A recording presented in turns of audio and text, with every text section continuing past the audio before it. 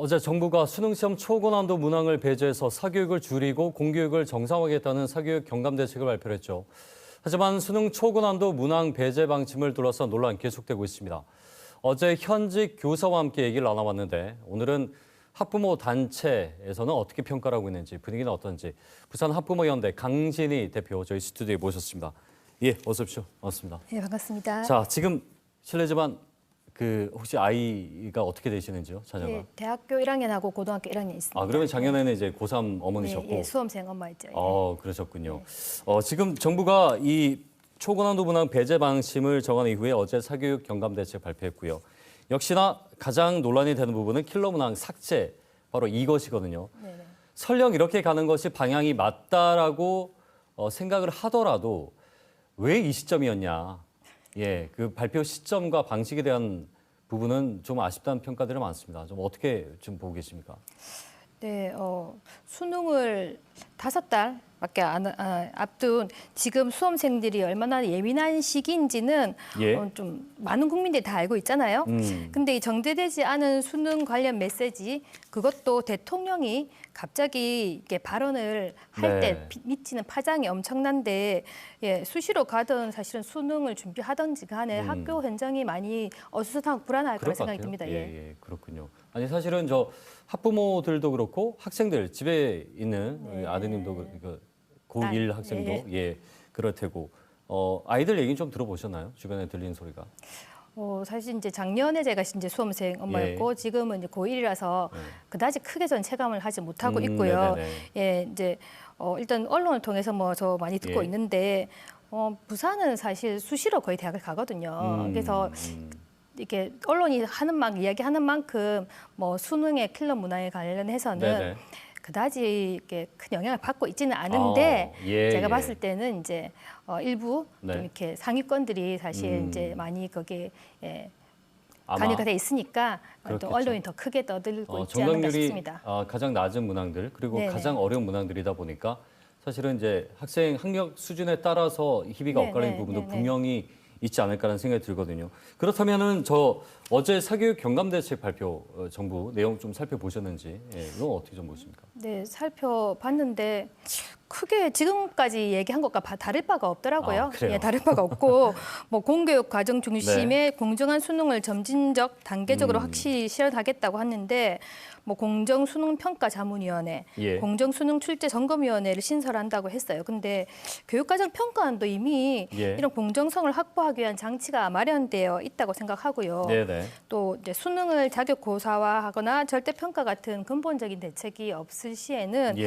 아무래도 사교육을 잡을 수 없다는 생각이 들고 뭐 현장 교사 중심의 무료 대입 상담 이것도 지금 이미 하고 있는 거거든요. 아, 그래요? 예, 하고 예. 있는 걸 뭐 특별한 것처럼 이렇게 발표를 했다는 생각이 듭니다. 예, 아니 그 초고난도 문항 자체에 대해서 조금 더 얘기를 나눠보죠. 네. 예, 조금 전에 잠깐 말씀하셨다시피 입장차가 있을 테고요. 또 이제 학력 수준마다 다를 테고 킬러 문항이 지금까지 이제 작년에 이제 고3 학생이었을 때 네네. 얼마나 이 킬러 문항의 유효성이 있느냐, 그렇죠. 이런 것들 볼 때 킬러 문항을 어떻게 좀 이해를 하고 계셨습니까 지금까지?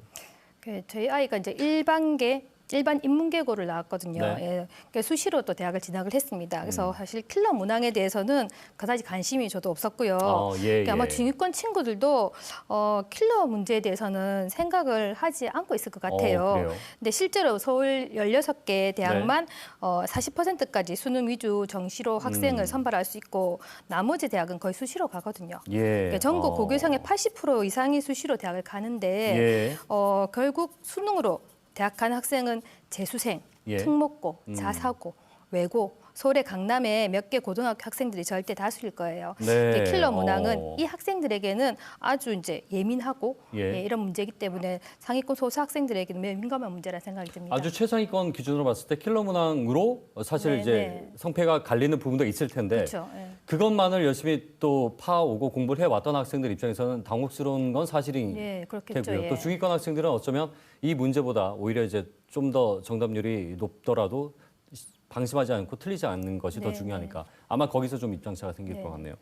그러면 그 정부가 처음 얘기한 대로 초고난도 문항이 없어졌을 때 이 사교육 시장이 그러면 사교육비가 줄 거냐 이번 좀 답이 나온 것 같긴 해요. 지금 말씀 그렇죠. 들어보니까 네. 사실은 어떻게 좀 봐야 될까요? 사교육비가 안 줄어듭니다. 예. 예.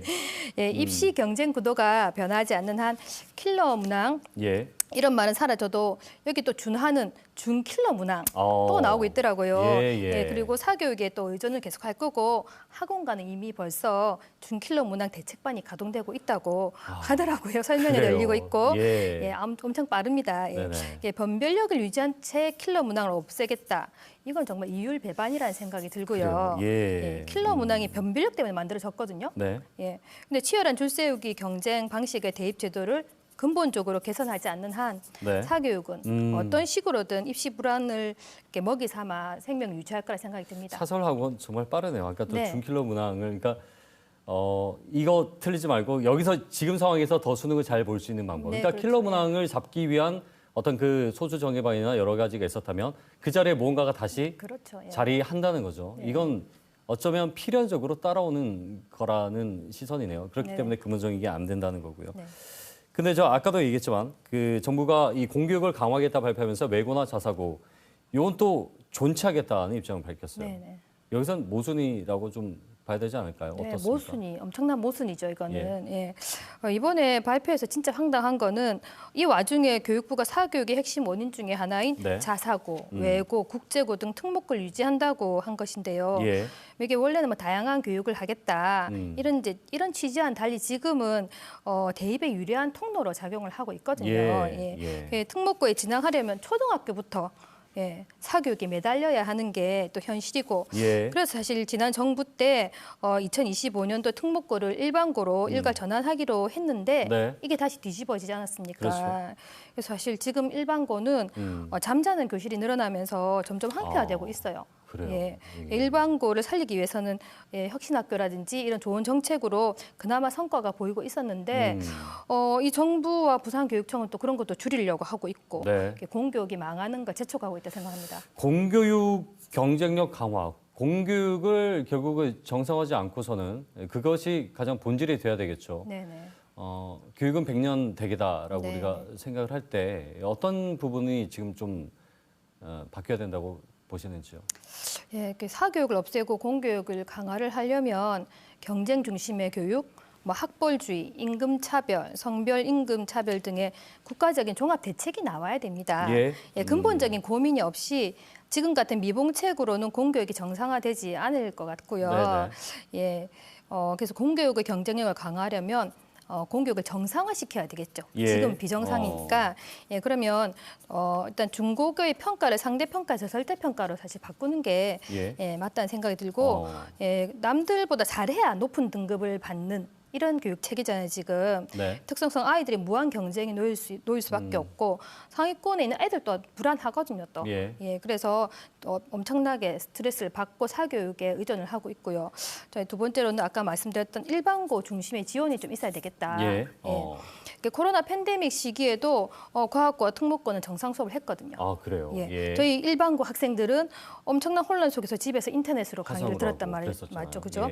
그래서 이제는 이런 선별적인 지원이 아니고 대다수의 학생들이 학교에서 자신의 꿈을 알겠습니다. 찾고 그렇게 될 수 있도록 일반고 공교육, 전이었습니다. 형평성 있게 교육 기회가 제공이 돼야 된다는 점. 그리고 사실 무한 제로섬 게임 같은 이런 경쟁 체제를 깨면서 학습을 할 수 있는. 그렇죠. 사실 이건 구조적 문제이기 때문에 오늘 말씀 여기까지 듣겠습니다. 고맙습니다. 네, 감사합니다.